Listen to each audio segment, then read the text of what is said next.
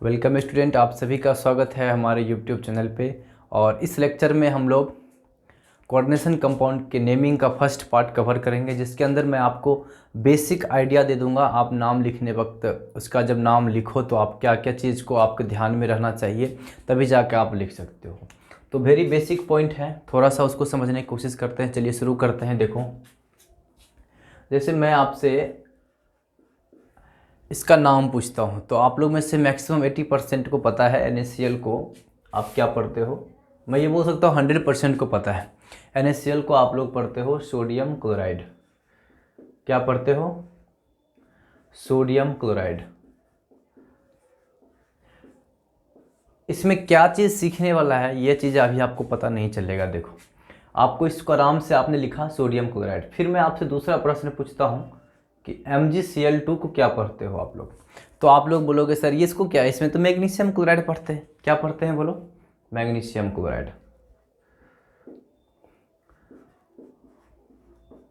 अब यहाँ से क्या सीखना है, वो बातें को समझना बहुत ही ज़रूरी है। देखो, आप जब भी मैं आपसे पूछता हूँ इसका नाम क्या है तो आप आराम से बोलते हो मैग्नीशियम क्लोराइड।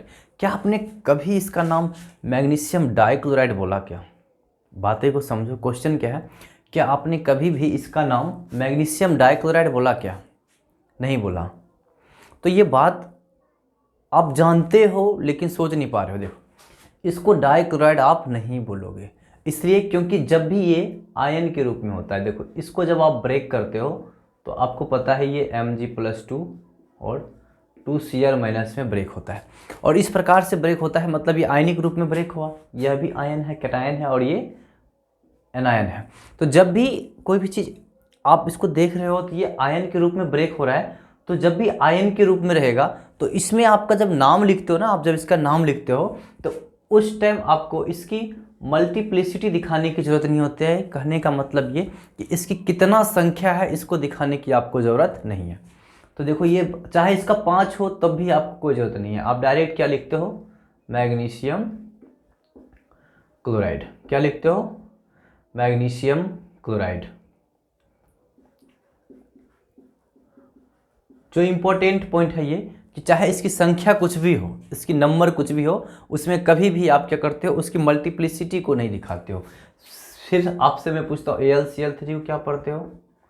तब भी आप बोलते हो कि सर इसको एल्युमिनियम क्लोराइड पढ़ते हैं। क्या पढ़ते हैं? Aluminium chloride. क्या कभी आपने इसको एल्युमिनियम ट्राइक्लोराइड पढ़ा क्या? नहीं। क्योंकि मैं यही चीज़ आपको पता है, लेकिन मैं आपको दिखाना चाहता हूँ कि जब भी आयन के रूप में होता है, किस रूप में होता है? आयन के रूप में। जब भी आयन के रूप में होता है तब आपको कभी भी इसकी संख्या दिखाने की ज़रूरत नहीं होती है। तो इसी प्रकार से जब मैं आपको कोऑर्डिनेशन कंपाउंड का नेमिंग दूंगा तो कोऑर्डिनेशन कंपाउंड के नेमिंग के टाइम में, फॉर एग्जांपल, अगर मेरे पास एक कंपाउंड है K4FeCl6, जैसे अपने पास ये प्रश्न है। अब मैं पूछता हूँ इसमें आयन वाला भाग कौन सा है, तो आपको देखो इधर ये जो होता है स्क्वायर ब्रैकेट के अंदर, ये होता है कोऑर्डिनेशन स्फीयर। क्या होता है? Coordination sphere. और ये जो आगे वाला भाग है, ये कोऑर्डिनेशन स्फीयर के, ध्यान से देखो, कोऑर्डिनेशन स्फीयर का आगे वाला जो भाग है वो हमेशा होता है आयनिक स्फीयर में। वो होता है आयनिक स्फीयर में। तो ये वाला भाग जो है यह है आयन, और यह किसके अंदर होता है? यह होता है आयनिक स्फीयर में। किस में होता है बोलो, सबको एक बार बोलो, आयनिक स्फीयर में। तो आपको समझना क्या था यहाँ पे? यहाँ पे ये समझना था कि सर जो स्क्वायर ब्रैकेट के बाहर वाला भाग है, स्क्वायर ब्रैकेट के बाहर वाला भाग, ये देखो, यह क्या होता है? आयनिक स्फीयर में। और ये क्या है? आयन है। डिफरेंस दोनों में समझ में आ रहा है? ये है आयन, लेकिन इसमें मैं पूछता हूँ तो यह कोऑर्डिनेशन स्फीयर के अंदर है। और इसमें जो मौजूद है Fe के साथ में Cn, Fe के साथ में Cn, यह है लिगेंड। यह क्या है? लिगेंड। तो मैं आपसे ये पूछता हूँ कि क्या आप आयन और लिगेंड में अंतर कर पाओगे? तो आप बोल पाओगे। देखो यहाँ से सीखो कि सर ये जो कोऑर्डिनेशन स्फीयर के बाहर वाला भाग है, कोऑर्डिनेशन स्फीयर के बाहर वाला यानी कि उपसहसंयोजन क्षेत्र जिसको बोलते हैं, इस क्षेत्र के बाहर वाला जो आयनिक भाग है आयनन क्षेत्र है, और इसमें मौजूद जो है ये कंपोनेंट वो क्या है? आयन है। और इसमें इस स्क्वायर ब्रैकेट यानी कि बड़ी ब्रैकेट बड़ी कोष्टक के अंदर जो है यह एक कोऑर्डिनेशन स्फीयर के अंदर है। और कोऑर्डिनेशन स्फीयर में जो केंद्रीय धातु के चारों बगल, सेंट्रल मेटल के चारों बगल जो आयन है वो क्या है, यहाँ पे आयन नहीं है, वो क्या बन गया, लिगेंड बन गया। क्या बन गया, लिगेंड। तो देखो इसी कॉन्सेप्ट समझना है। आप यहाँ से दोनों को डिफ्रेंशिएट कर लोगे कि this part is ionic and this one is ligand. तो जैसे लिगेंड होगा तब क्या होगा, लिगेंड में क्या करना होगा, जो लिगेंड है उसमें मल्टीप्लिसिटी आपको दिखाना पड़ेगा। उसमें आपको क्या दिखाना पड़ेगा, मल्टीप्लिसिटी। कहने का मतलब क्या, मल्टीप्लिसिटी का मतलब इसकी संख्या दिखाना पड़ेगा। क्या दिखाना पड़ेगा, संख्या। उसका 2 अगर संख्या है तो अगर 2 संख्या है तो इसके लिए आप लोग यूज करते हो डाई। क्या यूज करते हो, डाई। और अगर 3 है तो ट्राई। इसी प्रकार अगर 4 है तो टेट्रा, 5 है तो पेंटा और 6 है तो हेक्सा। तो इस प्रकार से इसकी जो नंबर होता है उसको दर्शाने के लिए, उसको इंडिकेट करने के लिए आप एक विशेष प्रकार का एक स्पेशल ग्रीक वर्ड का उपयोग करते हो। फॉर यहाँ पे देखो, अगर यहाँ पे देखो 6 है तो इसके लिए क्या यूज़ करोगे आप, 6 मतलब हेक्सा। 6 मतलब हेक्सा। तो इस प्रकार से, लेकिन आप नंबर कब बताते हो, जब क्या हो, यह लिगेंड के रूप में हो। किसमें हो, लिगेंड के रूप में। जब ये आयन के रूप में होता है तो आपको नंबर दिखाने की ज़रूरत नहीं है, जैसे K4 में। तो यह बातें आप लोग को समझ में आ ही गई होगी। चलो एक आध पॉइंट और आपको मैं सिखाने की कोशिश करता हूँ, वो सीखो आप लोग। बहुत इंपॉर्टेंट पॉइंट है, बहुत इंपॉर्टेंट पॉइंट है। देखो, जब आप कोऑर्डिनेशन कॉम्प्लेक्स का नाम लिखोगे तो कुछ बेसिक बातें होती हैं जो आपको आना चाहिए। देखो, कोई भी कॉम्प्लेक्स होगा आपका, कोई भी कॉम्प्लेक्स होगा, चाहे ये है चाहे कुछ और है। फॉर एग्जांपल देखो, जैसे मैं निकेल का कॉम्प्लेक्स लेता हूँ NiCO4। अब मैं पूछता हूँ इस पे आवेश कैसा है, तो आपको दिख रहा है, ये देखो इस पे कोई आवेश नहीं है, मतलब ये कैसा है, उदासीन। उदासीन है, समझ में आ रहा है। अब मैं इसमें पूछता हूँ यह कैसा भाग है, तो देखो आप एक बेसिक कॉन्सेप्ट देखो, किसी भी कॉम्प्लेक्स का, कंपाउंड का जो होता है स्ट्रक्चर, उसमें अग्रभाग यानी कि फर्स्ट पार्ट जो होता है वो होता है कैटायनिक भाग। क्या होता है, वह होता है कैटायनिक भाग, कैटायनिक पार्ट। तो ये जो आगे वाला भाग है वह क्या है, कैटायनिक। और ये वाला भाग क्या है, आगे वाला कैटायनिक हो गया तो पीछे वाला क्या हो जाएगा, एनायनिक। तो ये यहाँ से पता चल जाएगा, किसी भी कॉम्प्लेक्स में आप जब कंपाउंड लिखा हुआ है तो उसका जो आगे वाला पोर्शन होता है, आगे वाला भाग होता है, वो होता है कैटायनिक और पीछे वाला होता है एनायनिक। अब इसमें आगे और पीछे कुछ है ही नहीं, तो यह क्या है, न्यूट्रल कॉम्प्लेक्स। कैसा है, न्यूट्रल कंपाउंड। यह कैसा है, न्यूट्रल। ठीक है, इसमें पूछता हूँ मैं आपको, तो आप बोलोगे कि सर इसमें जो है, इसमें देखो सर, इसमें जो है, इसमें कैसा है, एनायनिक कॉम्प्लेक्स। कैसा है, बोलो, एनायनिक कॉम्प्लेक्स। और फिर एक प्रश्न और हम लोग कोशिश करते हैं, वहां से हम लोग समझने की कोशिश करते हैं। देखो, PtCl4 है, PtCl4 है और इस पे -2 है। तो यहाँ से देखो, आपसे पूछता हूँ तो इस पे कितना आवेश है, तो क्या जवाब होगा बताओ। यहाँ से अपन एक काम करते हैं, x, तो ये हो जाएगा +2 में ऑक्सीजन। तो ये देखो, ये भाग कैसा है बताओ, कोऑर्डिनेशन स्फीयर कैसा है, निगेटिव है। यह भी क्या है, निगेटिव, यानी कि यह भी कैसा है, एनायनिक। कैसा है, बोलो, एनायनिक। अब मैं एक और प्रश्न आपसे पूछता हूँ यहाँ पे,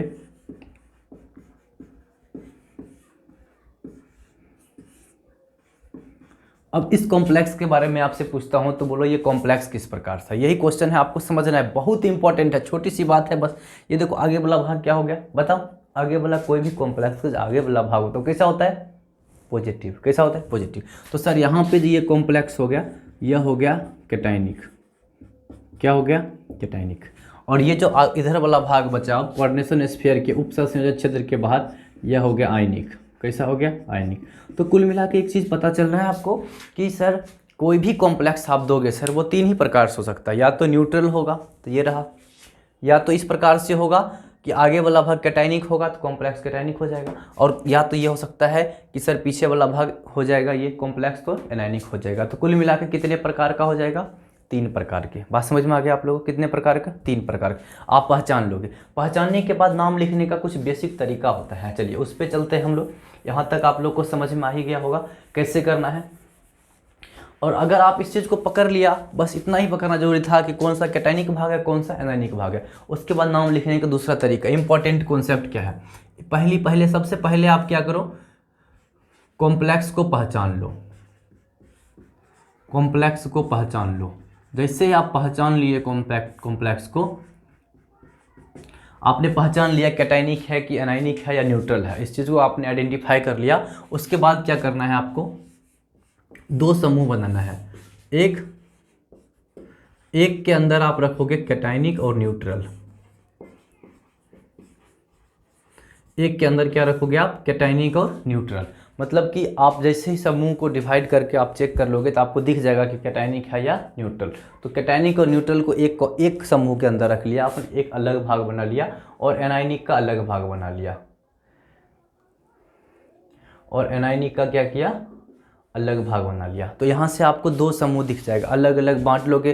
उसके बाद क्या करना है, देखो जब कैटायनिक और न्यूट्रल हो, बहुत ही इंपॉर्टेंट लाइन है, बहुत ही इंपॉर्टेंट, बहुत अच्छे से देखो। जब कैटायनिक और न्यूट्रल है, कैटायनिक और न्यूट्रल, क्या न्यूट्रल, जब कैटायनिक और न्यूट्रल हो, बहुत ही इंपॉर्टेंट है, जब कैटायनिक को क्या हो, न्यूट्रल, तब आप मेटल का सेंट्रल मेटल जो होगा आपका, जो भी आपका सेंट्रल मेटल होगा, सेंट्रल मेटल, इसका जो नाम लिखोगे, नेम लिखोगे, वह इंग्लिश में लिखोगे। किस में लिखोगे, इंग्लिश में। अब इंग्लिश कहे तो इसका मतलब क्या होता है वो देखो, जो आप अभी तक पढ़ते आए हो, बहुत आसान है। इंग्लिश बोले तो जो आप अभी तक पढ़ते आए हो, मैं इसको अपनी भाषा में आपको समझने लगे, जो अभी तक आप जानते हो, जो अभी तक आप जानते हो। जैसे सर एफई को क्या जानते हो, जैसे मैं आपसे पूछता हूँ एफई को क्या जानते हो, बोलो। एग्जाम्पल में मैं पूछता हूँ आप कि जो आप अभी तक जानते हो, जैसे एफई को क्या पढ़ते हो आप लोग, बोलो। एफई को आपको पता है, आप क्या पढ़ते हो, आयरन पढ़ते हो। क्या पढ़ते हो, आयरन। तो बस यही है। जब भी आपको क्या हो जाए, कैटायनिक या न्यूट्रल हो जाए, क्या हो जाए, कैटायनिक और न्यूट्रल, तब क्या करते हैं आपको अगर सेंट्रल मेटल का जो नाम लिखना है वो किस में लिखना है, इंग्लिश में। किस में लिखना है, इंग्लिश में। और इंग्लिश में कुछ याद करने की जरूरत थोड़ी होता है, इंग्लिश में तो आपको पता ही है जो अभी तक आप जानते हो। जैसे एफई को क्या पढ़ते हो आप, आयरन पढ़ते हो। जैसे सीआर को क्या पढ़ते हो, क्रोमियम पढ़ते हो। जिंक को क्या पढ़ते हो, जिंक पढ़ते हो। ऑब्वियसली जो जानते हो वही इंग्लिश में ही आप जानते हो, अच्छी बात यही है। अब प्लेटिनम के बारे में पूछता हूँ, पीटी, तो आप जानते हो प्लेटिनम। तो आपको याद क्या करना है वो समझो, आपको याद क्या करना है वो समझो, वो बहुत इंपॉर्टेंट। नेक्स्ट पॉइंट, एक तो आपको पता चल जाएगा यहाँ से कि कैटायनिक है कि एनायनिक है, और कैटायनिक हो या न्यूट्रल हो, कैटायनिक हो या न्यूट्रल हो, बोलो कैटायनिक और न्यूट्रल। तो आप क्या लिखते हो, इंग्लिश में। सेंट्रल मेटल का नाम किस में लिखते हो, इंग्लिश में। सेंट्रल मेटल का नाम किस में लिखते हो, इंग्लिश में। तो बचा क्या है अपने पास, एनायनिक। जब भी एनायनिक हो, कॉम्प्लेक्स कैसा हो, एनायनिक। कॉम्प्लेक्स कैसा हो, एनायनिक। तो उसमें क्या करते हैं, एनायनिक कॉम्प्लेक्स में क्या करते हैं, जो सेंट्रल मेटल है अपने पास, सेंट्रल मेटल,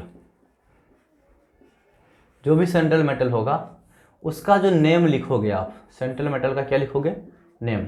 ध्यान से देखो, बहुत इंपॉर्टेंट है। सेंट्रल मेटल क्या लिखोगे, नेम। तो वो लिखोगे लैटिन में। यही आपको समझना है और यही याद करना है। अब जैसे आप लोग में से आधे के दिमाग में आएगा कि लैटिन में इसका नाम हम कितना रटेंगे, तो बहुत कम, बहुत कम। फॉर एग्जांपल जैसे देखो कुछ इंपॉर्टेंट, जैसे CR, इसको आप इंग्लिश में क्या बोलते हो, क्रोमियम। क्या पढ़ते हो, क्रोमियम। अब जैसे मैं पूछता हूँ आपको जिंक, Zn को क्या पढ़ते हो आप, जिंक। तो अब इसका लैटिन में क्या नाम होगा, देखो इंग्लिश में तो आप लोग ये पढ़ते हो इसका, क्रोमियम। ये सब कैसा नाम लिखते हो आप लोग, इंग्लिश में। CR को क्या पढ़ते हो, क्रोमियम। जिंक को क्या पढ़ते हो, जिंक। Zn को जिंक। Pt को क्या पढ़ते हो आप, प्लेटिनम। क्या पढ़ते हो, बोलो, प्लेटिनम। Cu को क्या पढ़ते हो, कॉपर। CO को क्या पढ़ते हो, बोलो, सबको ही बोलो भाई, कोबाल्ट। Ag को क्या पढ़ते हो, सिल्वर। ये सब इंग्लिश का नाम है जो आप अभी तक जानते हो। अब फिर Au को क्या पढ़ते हो, गोल्ड। Sn को क्या पढ़ते हो, टीन। ये सब इंग्लिश नाम है जो आप लोग क्या करते हो, जानते हो। तो ये तो आपको रटने की जरूरत ही नहीं है। रटना कहाँ है वो देखो, जैसे क्रोमियम आ जाएगा तो इसका लैटिन क्या होगा, इधर देखो लैटिन का टेबल बना देता हूँ आप लोग के लिए। जैसे क्रोमियम आ जाएगा तो लेटिन क्या होगा, तो बहुत के नाम के अंतिम में क्या करना है आपको, देखो जब ही आपको क्या है, पहले निगेटिव आ गया, अगर कॉम्प्लेक्स के साथ एनायनिक आ गया तो उसका नाम में थोड़ा सा आपको ध्यान रहा होगा, इंग्लिश नहीं लिख के अब क्या लिखेंगे, लेटिन। इंग्लिश नहीं लिख के क्या लिखेंगे, लेटिन। और लेटिन में क्या करना है, ये देखो, ये जो आगे वाला पीछे वाला जो भाग है ना, इसको देखो, क्रोमियम ये तो आपको आ गया, पीछे में क्या लगा है, ईएम, पीछे में क्या लगा है, ईएम, तो ईएम को हटा के 8 लगा देते हैं, तो यह बन जाएगा क्रोमेट। जितना भी नाम के अंतिम ईएम है, जैसे स्कैंडियम है, तो स्कैंडियम में ईएम है तो उसको क्या करोगे, ईएम को हटा के 8 लगा दोगे तो स्कैंडेट हो जाएगा। टाइटेनियम है तो ईएम को हटा दोगे तो वहीं से कर दोगे। चलो इंपॉर्टेंट ये देखो बहुत सारा है, जिंक, जिंक में क्या करना है, जिंकेट 8 लगा दो, ईएम है ही नहीं, कोई बात नहीं, नहीं है तो कोई दिक्कत नहीं, अंतिम 8 लगा दो, अगर है तो ईएम को हटा के लिख दो, नहीं है तो कोई दिक्कत नहीं। अब प्लेटिनम, प्लेटिनम में ईएम है तो ये हटा दो, इसको प्लेटिनेट कर दो, प्लेटिनेट। इसी प्रकार कॉपर, इसको बोलते हैं क्यूपरेट, क्या हो जाता है बोलो, क्यूपरेट। बस कुछ ही चीज़ है याद रखो, अब है कि कोबाल्ट, तो कोबाल्टेट हो जाएगा, क्या हो जाएगा बोलो, कोबाल्टेट। अब ये सिल्वर, ये थोड़ा सा आपको ध्यान रखना, एजी जो होता है इसका जो अर्जेंटम होता है, क्या होता है, अर्जेंटम, अर्जेंटम अम होता है अंतिम में। तो इसी प्रकार जिंकम होता है, प्लेटिनम है, तो आपको क्या करना है ना, इसका जो एजी होता है, एजी ये हकीकत में होता है अर्जेंटम, क्या होता है, अर्जेंटम। और आपको बता दिया इस प्रकार का जो नाम होता है उसके अंत में क्या लगाते हैं, 8, तो ये क्या हो जाएगा, अर्जेंटेट, क्या हो जाएगा, अर्जेंटेट।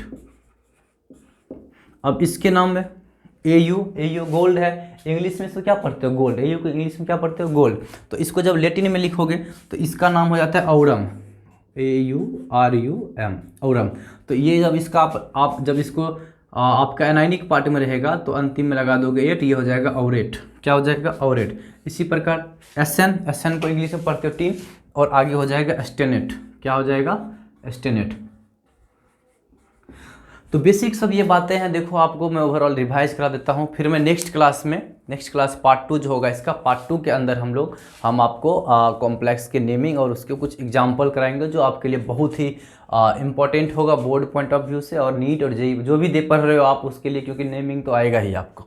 तो उसमें क्या करना है, सबसे पहले थोड़ा सा बेसिक आइडिया ले लेता हूँ मैं जल्दी से एक बार कि AlCl3 है जैसे सर, तो उसमें एल्युमिनियम ट्राइक्लोराइड आज तक नहीं पढ़ा, तो सर बाद में भी ऐसा नहीं पढ़ेंगे, क्योंकि ट्राई नहीं दिखाना है। आयन में कभी भी मल्टीप्लिसिटी नंबर ग्रीक शब्द का उपयोग करके हम नहीं दिखाते हैं। चलो वो खत्म। उसके बाद सर कॉम्प्लेक्स को मुझे पता है कि 3 ही टाइप्स का हो सकता है, या तो कैटायनिक होगा, या तो एनायनिक होगा, या फिर न्यूट्रल होगा। तो कैटायनिक और न्यूट्रल हुआ तो दोनों की एक समूह ले लेंगे, और उसमें जो सेंट्रल मेटल का नाम लिखेंगे वो इंग्लिश में। अब इंग्लिश में आपको रटने की जरूरत नहीं है, आयरन Fe को आयरन बोलते हैं वही होता है, उसमें आपको रटने की ज़रूरत नहीं है। उसके बाद आया एनायनिक भाग। एनायनिक भाग में सेंट्रल मेटल के नाम लिखते वक्त आपके दिमाग में थोड़ा सा आना चाहिए कि क्या लिखना है। तो देखो जैसे क्रोमियम है तो ईएम है, तो ईएम को हटा क्या कर देंगे, क्रोमेट कर देंगे, जिंकेट कर देंगे। प्लेटिनम है तो 8 लगा देंगे तो प्लेटिनेट हो गया। इसी प्रकार का जो सबसे इंपॉर्टेंट आ जाता है थोड़ा सा जब याद करने वाला, तो एजी से, एजी का इंग्लिश में होता है सिल्वर, एयू का गोल्ड होता है, लेकिन एजी का जो लेटिन में होता है अर्जेंटम होता है, क्या होता है देखो अर्जेंटम। और इसको जैसे लिखोगे आप तो ये हो जाएगा 8 लगा दोगे तो अर्जेंटेट हो जाएगा। और इसमें क्या हो जाएगा, एयू का इंग्लिश में गोल्ड होता है तो औरम, लेकिन यहाँ पर क्या हो जाएगा औरेट, क्या हो जाएगा औरेट। तो इस प्रकार से ये सब चीज़ें हैं जो आपको ध्यान रखना चाहिए कॉम्प्लेक्स के नाम लिखते वक्त। और बाकी का जो एग्जाम्पल पोर्शन है वो मैं नेक्स्ट क्लास में कवर कर लूँगा। थैंक यू सो मच, आप लोग को इस लेक्चर को देखने के लिए बहुत बहुत धन्यवाद।